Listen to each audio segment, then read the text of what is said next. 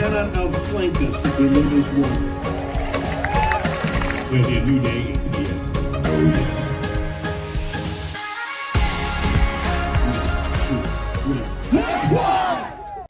Okay, I'm waiting in line.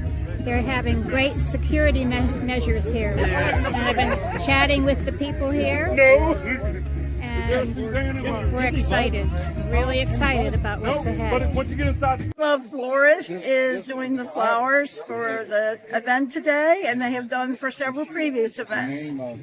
And you're related to? And it's my son and my daughter-in-law, Rick and Katie Grove. Okay, so if you're from Chambersburg, support them. And let me see your shirt. Oh. Okay. Thank you very much.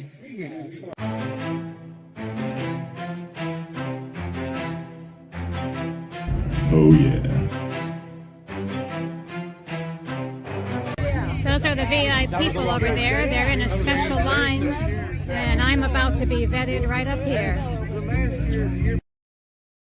Oh, yeah. Ready to once again see the next governor of the Commonwealth of Pennsylvania and our First Lady, Doug and Rebby Mastriano. I guess you guys know who the special guest is later tonight too, right? Mr. Donald Trump Jr.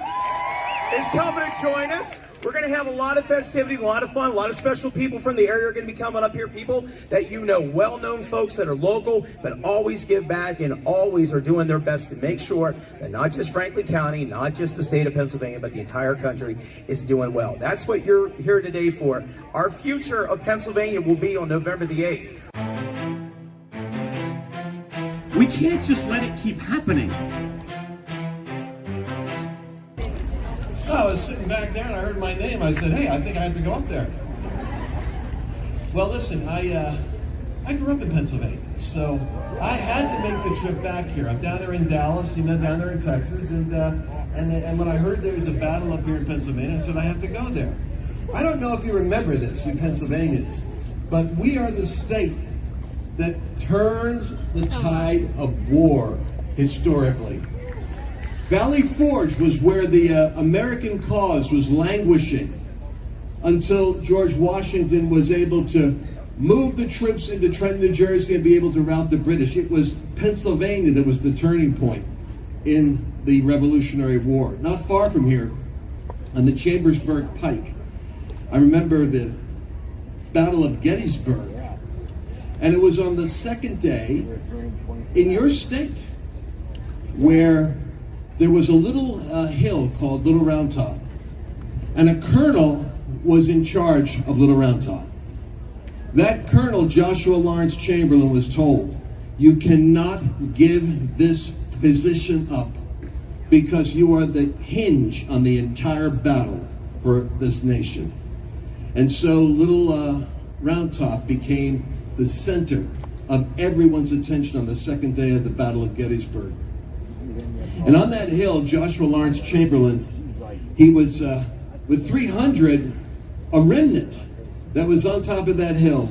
He had to push back 3 assaults from an Alabama regiment that knew if they could just break that little point on that hill, they could put cannons up there and mow down the entire Union line. They would have had to retreat to Washington. It was Lee's plan to go to Harrisburg and take the capital, and that would have ended the Civil War. That's how close it came. Joshua Lawrence Chamberlain, the Christian colonel who took that job. It's like Valley Forge. It's like Little Round Top. And now there's another Christian colonel who is in charge of the military. They may outgather, they may outmaneuver. In my opinion, they know how to out-cheat.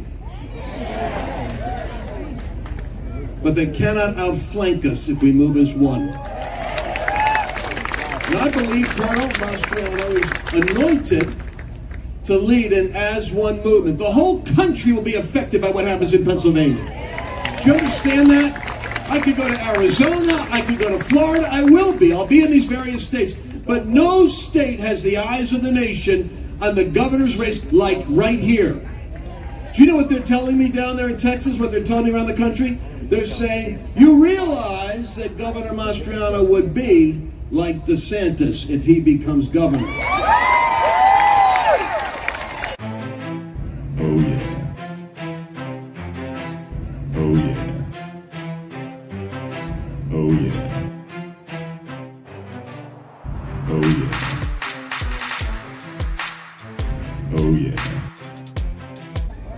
And to lay it out for us here is the next First Lady of Pennsylvania, Rebby Mastriano. So, yeah, Shapiro, he wants to make us think that, you know, we don't believe in women's rights, and that's just not true, and we all know it. So, first off, we believe in a woman's right to be born. Then we believe in a woman's right to have a say in her child's education. That's right. God holds parents accountable. And it's a woman's right to have access to baby formula and affordable groceries for their families. It's a woman's right to raise a child in a safe community where the government enforces the law and prosecutes crime. It's also a woman's right to live in a nation with a secure border. Build that wall. It's a woman's right to the First Amendment, very important. And we are Pennsylvanians after all. It's a woman's right to the Second Amendment as well.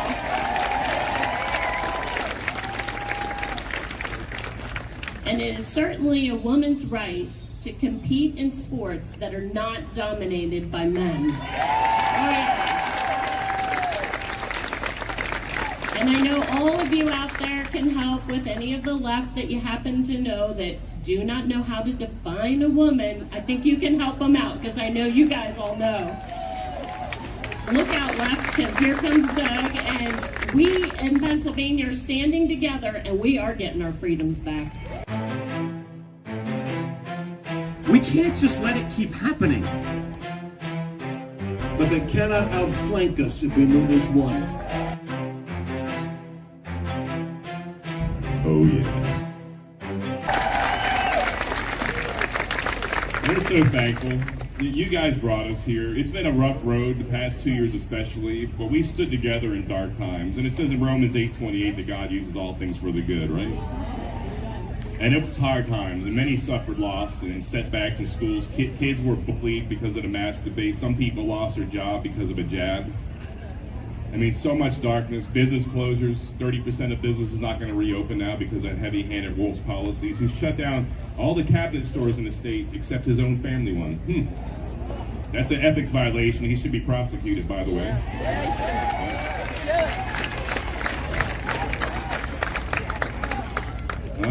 And they don't want to talk about Levine either. Neither do I. We'll move on.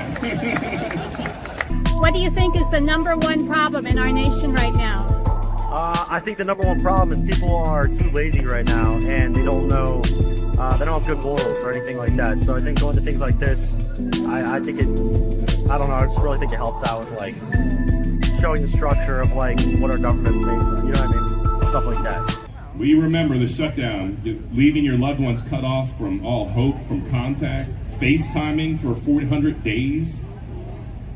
We held several rallies to try to reopen the homes, and nobody seemed to care outside of us, you know, us, we the people. We remember.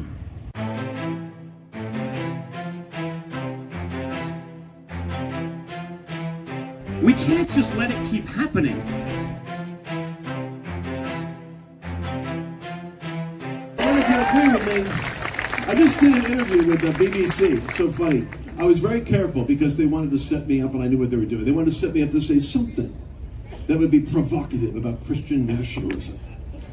And I was meticulous to avoid any statement that I would make that would feed them with a soundbite that would embarrass myself or the kind people that invited me here.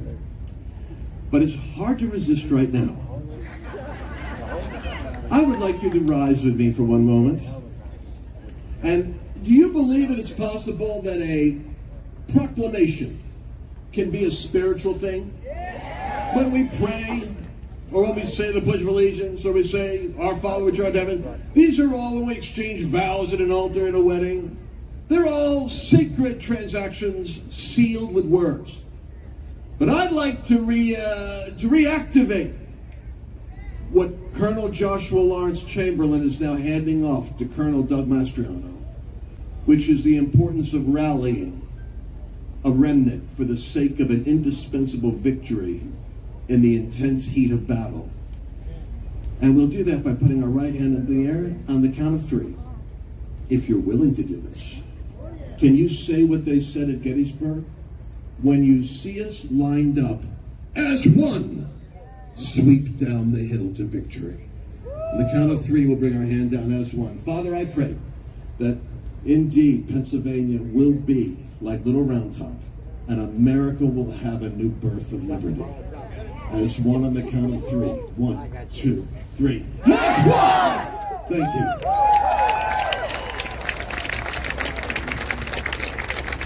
What do you think's going to happen at the November election? Mastriano is going to win.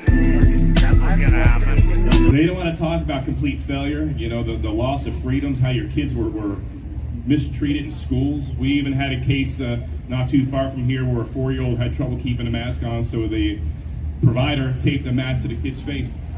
I mean, that's child abuse. Let's lay out a few facts for our friends in the media, and I'll talk slowly so you can keep up. On his watch, crime has gone up 37%. Man, that's incompetence. If you were in the United States Army working for me, I'd kick you out for being just that foolish and ridiculous. Got to do your job, Josh, before you can move forward there, buddy. And you let us down. He doesn't want to talk about now we're the 12th highest in the nation in homicides. Philadelphia, for instance, when he came in, won his election in 2016, there was facts for stubborn things. 277 homicides annually in Philadelphia. Now we're pushing 600 annually. Anything, any work, and nobody wants to do anything to be in this country, and that's part of the biggest problem here, I believe. Are you guys active in any way politically? I am not. We're just joining the military right now, so. You are? What branch? The Navy. Navy. All right. Democrats, you've had 8 consecutive mayors that are Democrats. You haven't had a Republican mayor in Philly since 1952. You haven't had a Republican city council since 1960. Einstein said that the definition of insanity is trying the same thing over and over again and expecting a different result. It's time for a change, Philadelphia. You've got nothing to lose. And so here's the situation. We're 12th highest in homicides nationwide. Now we're 8th highest in overdose deaths, poisonings. 4th highest in fentanyl deaths. I mean, this is heartbreaking. Even in our own community here. Just a year or 2 ago, Tyler, 18-year-old, beautiful young man with a promising future, thought he's buying some painkillers off the street and turned out to be fentanyl lace and it killed him.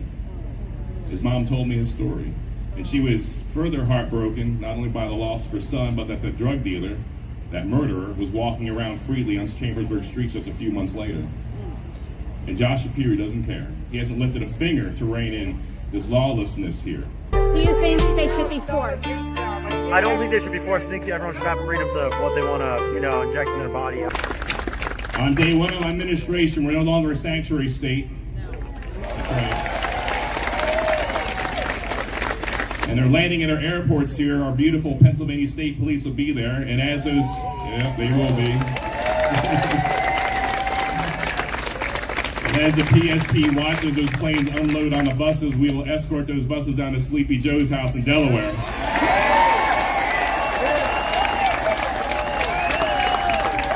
You can have one.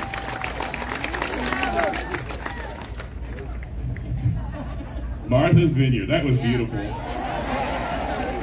All these wealthy, elitist, left-wing hypocrites, they want us to take care of all these illegals, but now when they get them, they literally bust them up and ship them out of Martha's Vineyard today.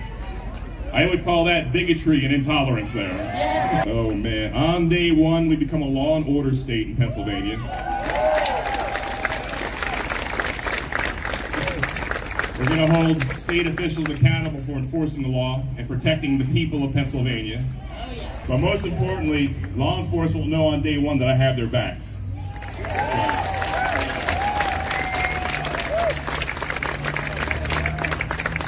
We are the third greatest energy producer in the nation, but you wouldn't realize it. Because of the taxation, our energy prices went up 40% in June because of the regional greenhouse gas initiative. It's caught up in court, prices still went up. Oh yeah.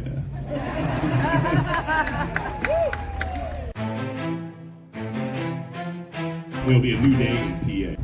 Oh yeah.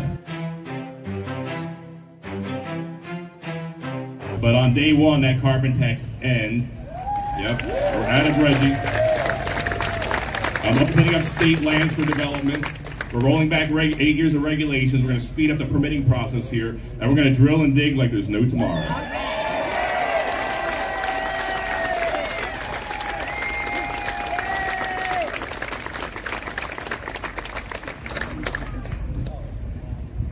Why does that matter? Because that's going to bring hundreds of thousands of jobs. That's going to bring, oh yeah. It's going to bring billions, and I'm hoping trillions of dollars potentially when we're number one in the nation at energy production.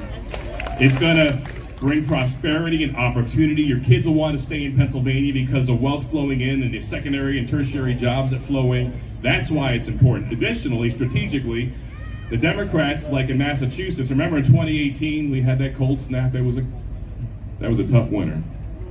And Boston, Massachusetts, running out of energy, and instead of buying it off of Pennsylvania, they brought in 2 Russian ships from Siberia. Are you nuts? And giving money to Vladimir Putin, that killer, waging war upon the people of Ukraine.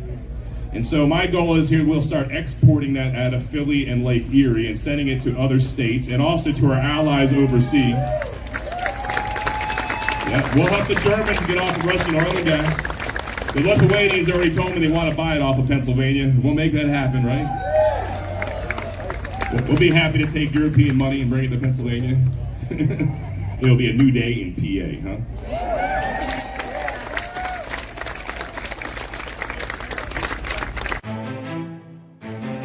And now there's another Christian colonel who was in charge of the military.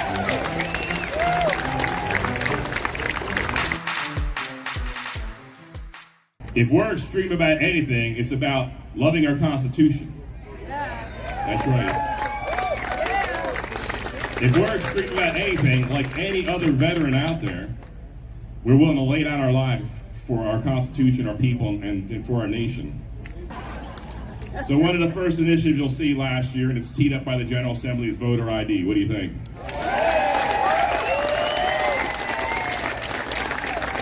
It's about time.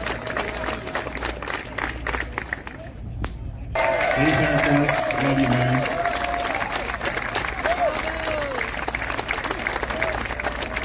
He's in great shape, though, huh? 102 years old, I believe. Yeah, yeah, Sam, we need you around a few more years, brother.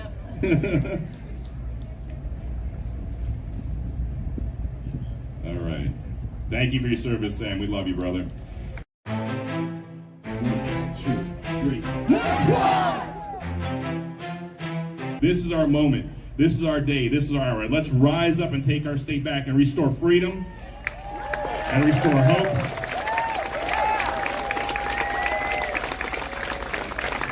Restore freedom and hope, and so that our kids and grandkids can walk as free people as we did. Thank you guys, and God bless us. Please give a warm welcome to Donald Trump Jr. Give it up for him. How's everyone doing today? We ready to take back our country? Have we had enough of the nonsense?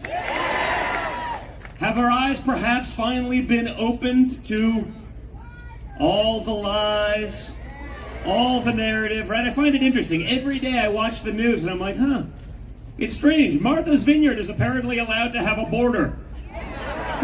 But Texas is not, folks. I wonder why that is. Seems sort of hypocritical that they get there and all of the people that are pushing for open borders and sanctuary cities, except for in their city. But that's Democrat policy these days, folks. Imagine it was the Don Jr. laptop.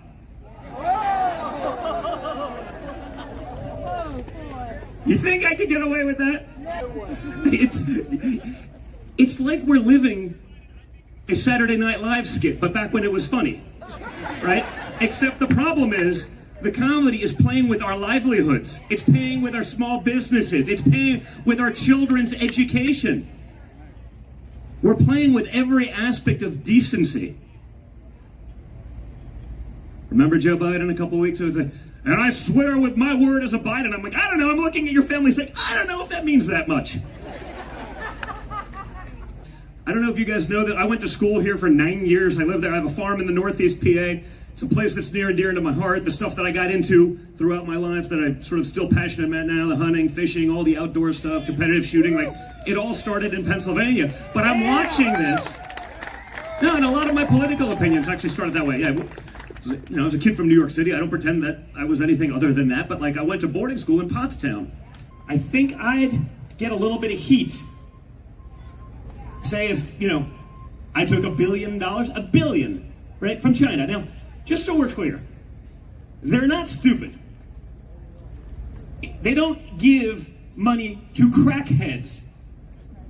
The Chinese government, they don't do that. You understand that, right? Like it's not like, we'll see. It's just $1 billion. We'll give it to crack addicts, right? They only do that if they're buying you, which of course they were. Which is why we're soft on that. Just like whatever's going on in Ukraine right now, do you think maybe some of our policy is guided by the fact that Hunter was on the payroll there and Joe was covering up for this and he was making millions of dollars, you know, laundering money and no-show jobs, you know. I mean, when you're getting paid 6 figures a month for a job in an industry you know nothing about, that you don't actually have to be present at, in a language that you don't speak, I don't know, folks. Sounds problematic. Imagine there was a point where Hunter Biden was like looking when he's filming himself with prostitutes and crack and all that stuff. He was like, you know what? I probably shouldn't put this on video. Like, imagine the level of degeneracy that's out there that we don't even know about. Because they'll never look and they'll never try. They are so tone deaf, they have no idea what's going on. Their solution for $5 gas was go buy a $75,000 electric vehicle.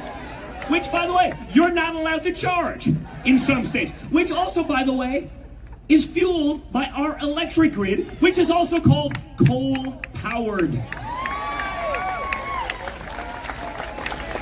If we had the ability to charge all of these cars, it would be a lot through coal. We don't have the capacity on our grid because they haven't managed their infrastructure well.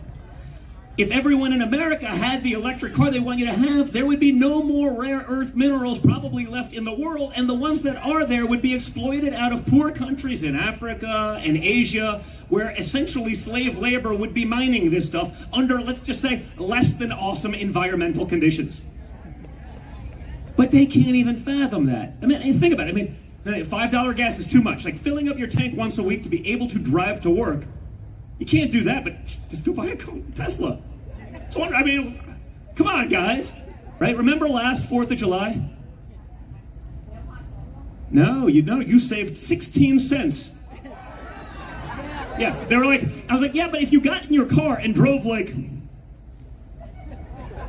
4 yards, you had used up the savings. But they preached to you like talking to a toddler.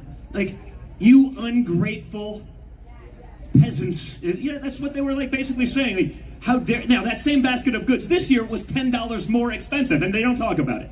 It's transitory, folks. Yeah, Paul Krugman, PhD, Nobel laureate economist, says, well, there's no real evidence that inflation disproportionately hurts the lowest income earners. I go, really? Like, other than like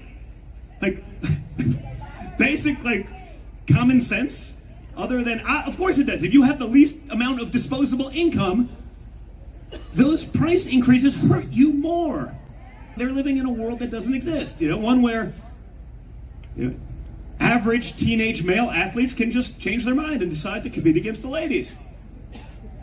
Where 3-year-olds who couldn't buy cigarettes for about another 15 years can decide to totally mutilate their bodies and make a permanent decision. But guys, this is the Democrat Party today. This is why we need to be out there. This is why we need to push back. This is why we need to make our voices heard and why we need to be unafraid. Anyone who had served had seen it coming. My 9-year-old saw it coming, and he asked me, his dad, we had a father-son dinner the week that was going on. He's like, Dad, why would we leave them $86 billion in equipment?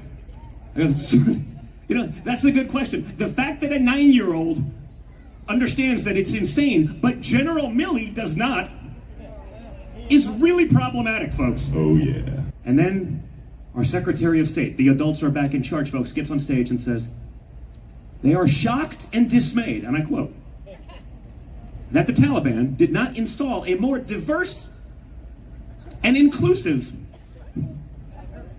government in Afghanistan. I go, okay, like, you've been watching for 20 years. Like, what did you think they were going to do, folks? You think, like, the homosexuals that they were throwing off buildings for the last few decades, you think they were going to have a big seat at the table? The women and children put in sexual slavery, you think they were going to have some say? Maybe a big trans coalition was going to be running part of the Taliban government? No, we got to make sure we're diverse and inclusive, folks. Don't laugh, man. That's terrible. You're a horrible human being, obviously. But that's what they'd have you believe for asking reasonable questions. Common sense. It's out the window. Oh, yeah. You're a domestic terrorist. You're a threat to freedom and democracy. Not like the people who looted, burned down our country for 2 years, right? They're not a threat to democracy. The guy who drove a car through a Christmas parade in Wisconsin with, you know, let's just call it racist stuff on his Facebook page. That was the car. A car drove through a crowd of people. Really? Like, just by itself? Like, was it a Tesla? Did someone hack it? It's like it didn't happen. But if your grandmother was somewhere within 1,500 miles of Washington, D.C. on January 6th, every day it's more and more, same old, right? They go after the My Pillow guy yesterday. Like, think about it. Hunter Biden can do that. Like, how about, like, you deal with, like, the meth coming across the southern border? No. Best we can do, My Pillow guy. Like, that's where it ends, right? And then they have the gall when you call them out, because I'm one of the few people that'll actually do it. You call them out. How dare you question the integrity of the FBI? Really? How dare I not? All the people that have committed heinous acts in this country for the last few years, every school shooting, oh, well, he was on our radar, but, you know, he checked the box. He's kind of woke. We can't do anything about it. But they can spend a lot of time and energy trying to entrap a couple of meth heads in Michigan to create a fake kidnap plot. Oh, yeah. And then they send the FBI's hostage rescue team to Mar-a-Lago. You know, just so we understand, the HRT doesn't do that, right? They're the guys you send, like, I don't even know if they operate on, like, U.S. soil, really. Like, they send them when, like, someone hijacks a plane. So again, how dare we not question it? But guys, that's why you are all here. We can't just let it keep happening. This is a tipping point where there is no coming back. Raise your hand if you're a concerned parent wondering about the indoctrination that is our public school systems. You're now on a list. We have to push back. We have to be unafraid, and it does feel like there's some hope. Again, the best thing that Joe Biden has shown us is just how corrupt and incompetent they are. Oh, yeah. If you were an enemy of this country, and you somehow hacked the country to try to destroy it, what would you do differently than the Democrat Party is doing to us right now? Nothing. Yeah, there's no problem at the border. Yeah, because you basically say there is no border. So yeah, of course, there's no problem, and no one will cover it. I have a friend that went down there, they're sending me videos of dead bodies, like, oh, yeah, that won't even conservative media won't cover it. Because they're, you know, just as bad as the establishment Republicans, and, you know, well, it's okay, you know, and I still have my job, I'll get my board seat in time, we'll give them what they want. You know, if you go against the Democrats, that's rough, that's a tough existence. If you're a weak Republican, you can vote Republican like 90% of the time, but as long as you fold on the big ones, if you fold on life, if you fold on the Second Amendment, when it matters, you can tell your constituency whatever you want. As long as you do the opposite when you get to D.C., you'll be fine. You'll be loved. They won't go after you. They won't do the hit pieces. They won't make up stuff. They won't raid your house. Don't jam this stuff down our children's throats. Don't have hidden curriculums where parents who are paying the bills for these school programs cannot have a say, cannot have visibility into the programs and the indoctrination that's being pushed on our children, right? Most important thing we can do is run for your school boards. Get in at the lower levels, because I promise you that person with 7 different color hairs that's on the school, but they have no interest in children or having them or whatever, but they really want to control yours. So now it's time for the rest of us to be unafraid. Now it's time for the rest of us to be vocal, to start having these conversations, because they can cancel 1 person, 2. They canceled the most powerful man in the world. They can't cancel 150 million Americans. Oh, yeah. And by the way, folks, it's such a ridiculous disaster right now that the number is much more. Too many of us, we've had apathy. And I get it, guys. People are just trying to feed their families. They're working hard. They're trying to live their American dream, or what's left of it. Now, we can't let that apathy rule. We have to be listening. We have to be watching. We have to be paying attention. We have to be calling it out, and we have to be vocal. And when we do that, we can take our country back. But if we don't, we have no chance. So I need all of you guys, stay involved, get in the game.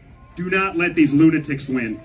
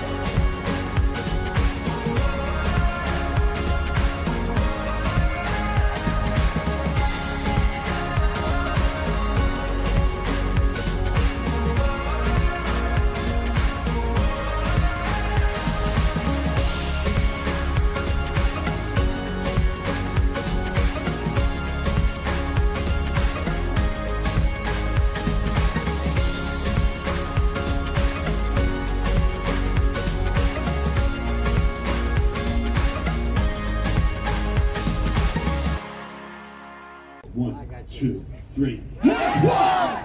We can't just let it keep happening. It'll be a new day in PA. Oh, yeah. And now there's another Christian colonel who was in charge of the military.